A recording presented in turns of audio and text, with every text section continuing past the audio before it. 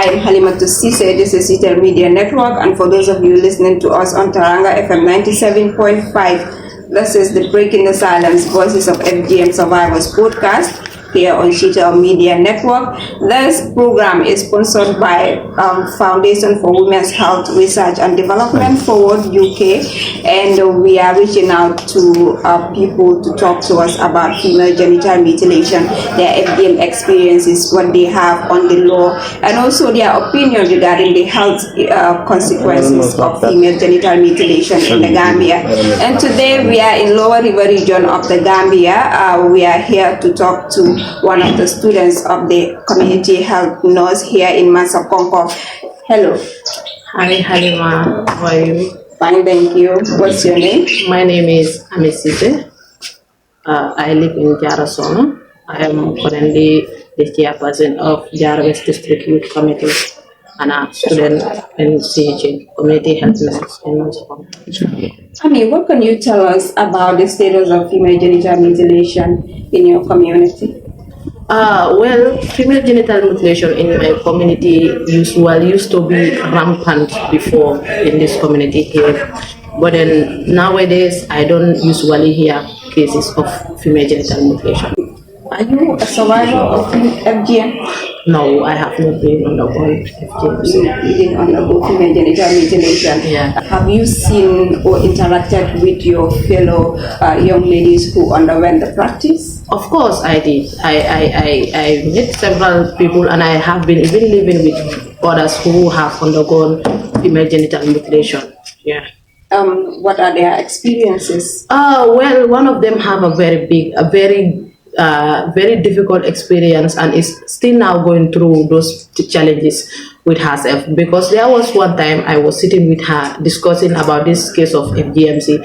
She was like, me, if I hear people talking about FGMC, I don't even want to put my mouth there, because I know what I'm going through even at this point of time. She goes up to a point of telling me, for her, if she think of marriage, those are the things that are even holding her back. Because sometimes even at the dormitory or at the place where we are, we sometimes disturb her and tell her, we never see you with a man, we don't used to see you interact with men and all that stuff. So she used to tell me, I don't want to bring men closer to me. At the end of the day, when it comes to marriage, I'm not ready for it, because I have undergone FGMC and I'm facing series of challenges, because after the practice on me, so she came to realize even when she is passing urine, she don't used to pass much urine.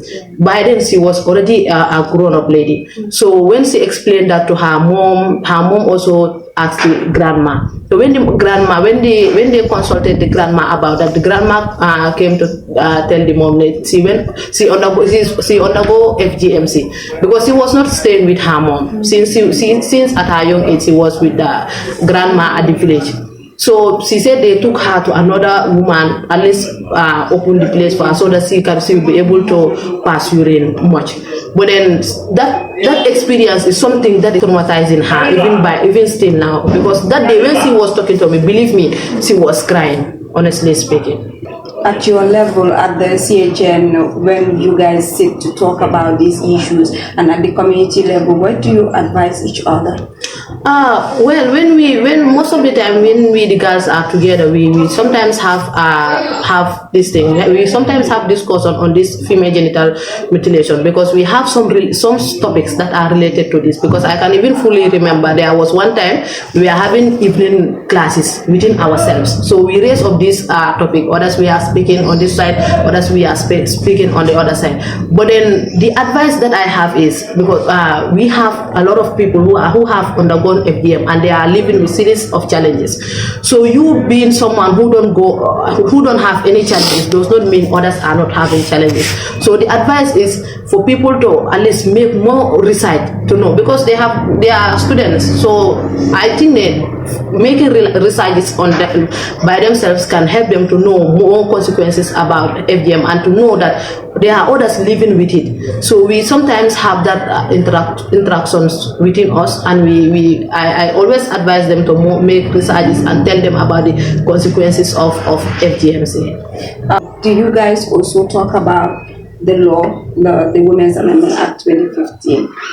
Yeah, we do talk about the laws because I can fully remember when that was happening. Someone told them, we all know that now the law is not allowing people to practice FDMC.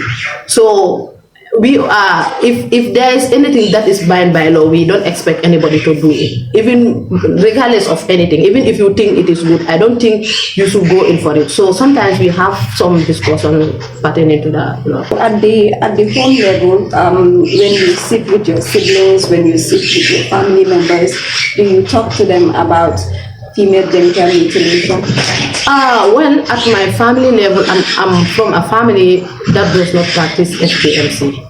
So sometimes we do have those discussions because as a lady, though there are people in my home, they have friends that have undergone FGMC and they used to know the differences between themselves, them ladies, because sometimes they will go up to an extent of saying, me, I don't go on the FGMC, but then I know how it helps me when during delivery. So sometimes some of them will tell them, me, when I went to the labor, this and that, I have series of problems.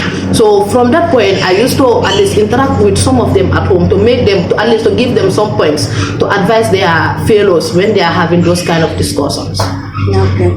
We also hear about the misconception that those of us who are with our clitoris, it grow to a certain state that we cannot even manage it. Is that true as someone who is not circumcised? Well, I cannot attest to that because me personally, I don't have that problem. So if people are saying that, probably maybe they see it somewhere else, but me personally, I don't have that problem. Okay. What do you think the practice is going to be looking at it in the next 5 years? Do you think we can eradicate the practice?